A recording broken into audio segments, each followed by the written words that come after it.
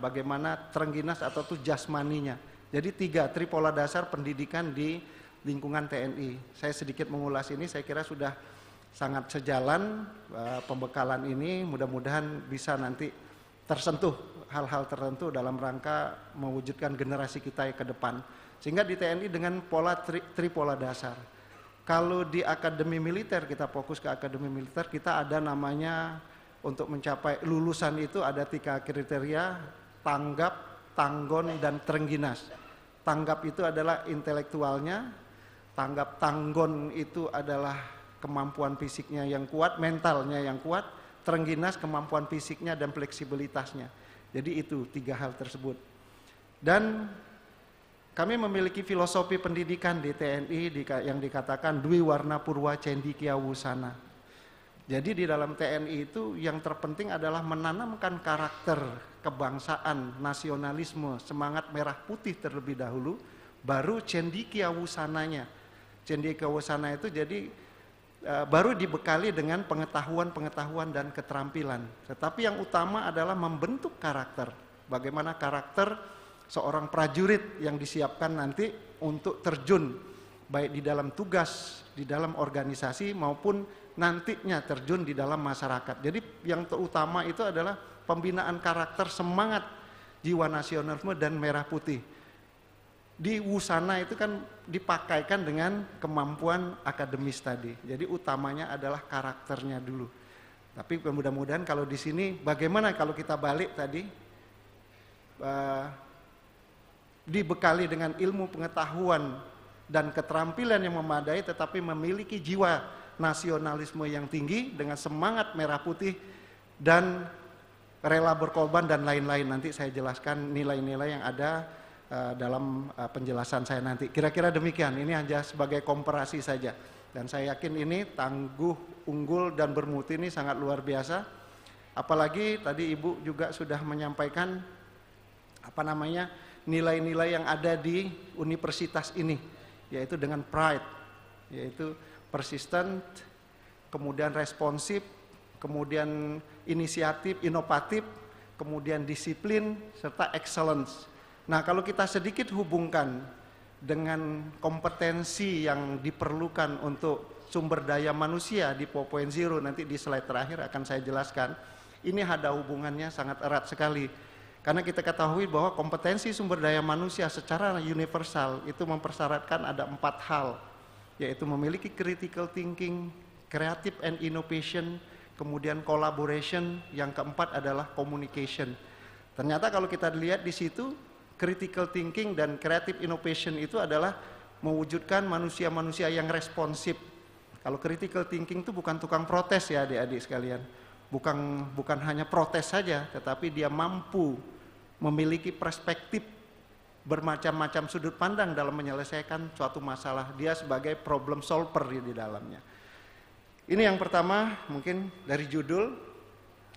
Selanjutnya, ya next. Oh ya, tadi dari judul juga dilihat ini ditinjau dari aspek pembinaan kesadaran bela negara dan kehidupan berbangsa dan bernegara. Balik lagi tadi judul, saya sedikit menjelaskan ini sebelum. Saya kira kalau balik lagi, saya harus menjelaskan tentang kehidupan berbangsa dan bernegara, ditinjau dari aspek pembinaan kesadaran bela negara dan kehidupan berbangsa dan negara. Kalau pembinaan kesadaran bela negara, ini perlu dipahami bahwa setiap warga negara memiliki hak dan kewajiban untuk ikut serta di dalam bela negara, dan itu diamanatkan oleh undang-undang. Nah, kesadaran kehidupan berbangsa dan bernegara, maksudnya di sini adalah kita harus sadar bangsa kita ini bukan hanya satu suku, bukan hanya satu ras, bukan hanya satu agama. Ini harus memiliki kesadaran bahwa kita memiliki berbagai macam suku, agama, ras. Kemudian bagaimana dengan kehidupan bernegara? Berkehidupan bernegara karena berbagai macam suku, agama, ras, latar belakang pendidikan bernegara kita harus toleransi, mau bekerja sama, menghargai pendapat orang lain, dan lain-lain sebagainya. Ini coba nanti saya kemas dalam paparan-paparan saya berikutnya yang banyak saya tempelkan dengan pendekatan empiris. Ini tangguh, unggul, dan bermutu. Saya kira ini sudah jelas, bisa di googling kalau sekarang Bu ya. Kalau ada perbedaan sedikit itu berarti pendapat-pendapat yang masing-masing. Tapi pada intinya tangguh, unggul, dan bermutu tadi kalau di TNI disebut dengan tripola dasar, kemudian di Akademi Militer tadi juga 3 hal mencakup segala ini. Di universitas ini sudah mempersiapkan juga sumber daya manusia ke depan itu yang tangguh, unggul, dan bermutu.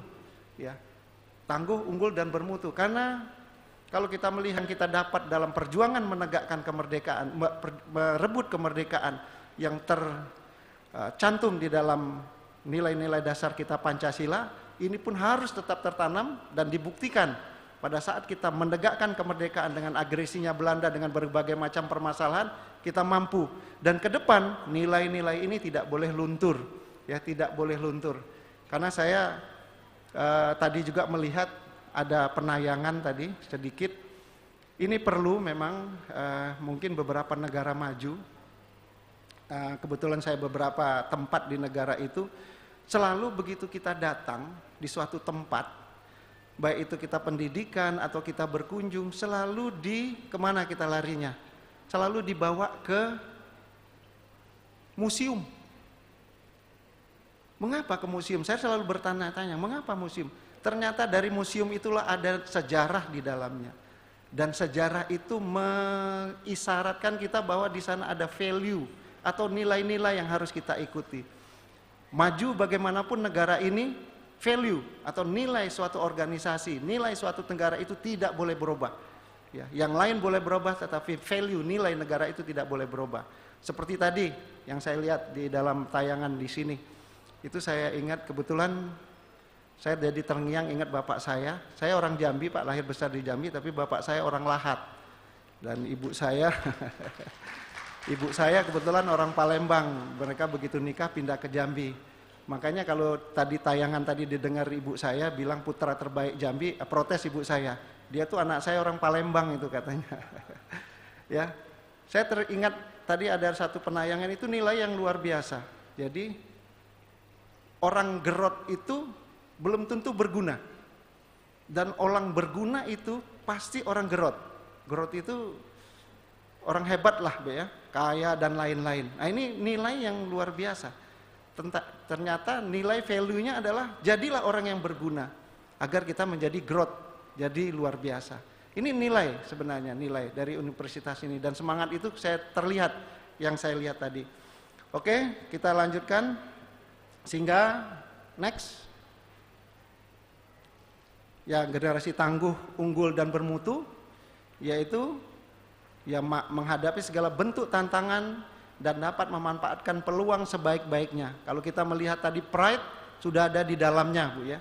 Persisten, dia tangguh, dia mampu fleksibel, dia mampu mencari peluang, dia mampu bagaimana menciptakan sesuatu yang bermanfaat.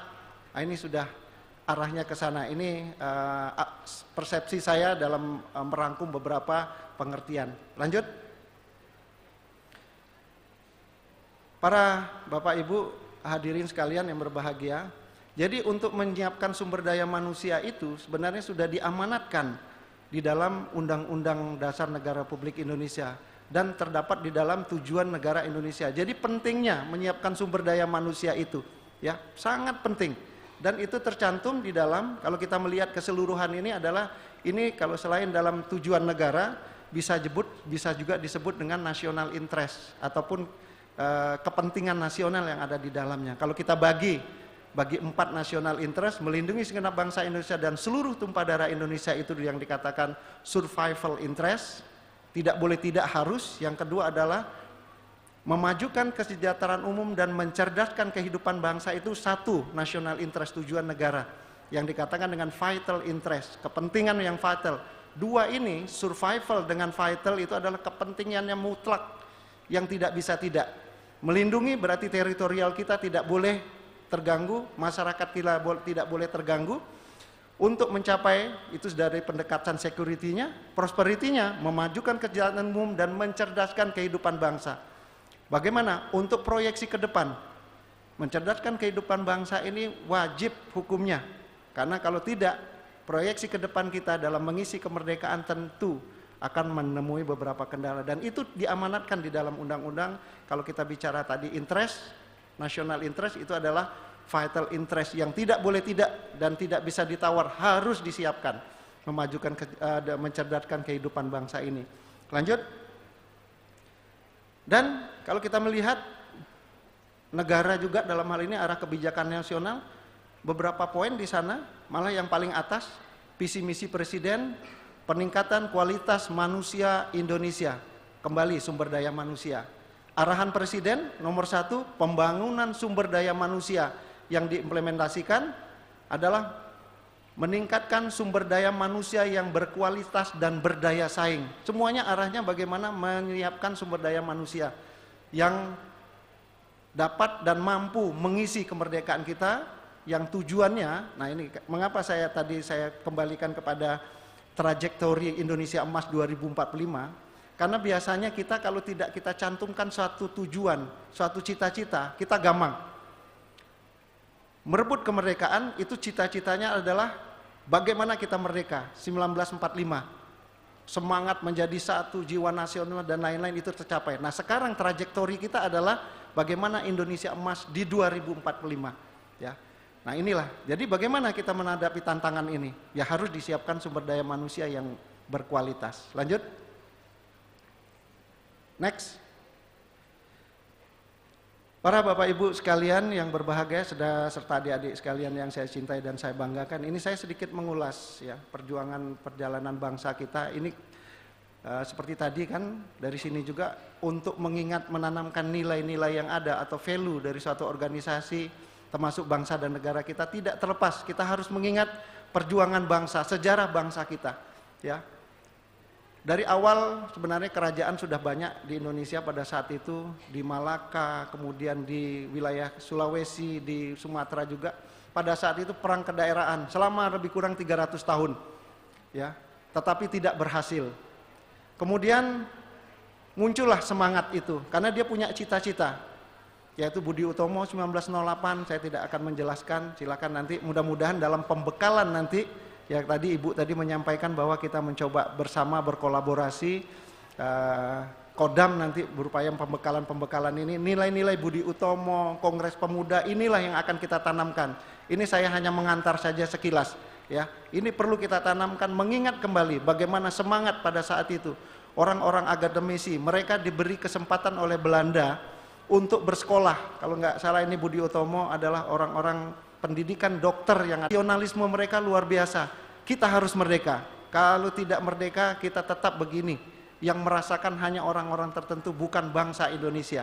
Ya, nah, ini kesadaran dari kampus juga yang muncul kesadaran semangat untuk bela negara ini. Ya, kemudian di Kongres Pemuda hanya butuh 37 tahun untuk merdeka.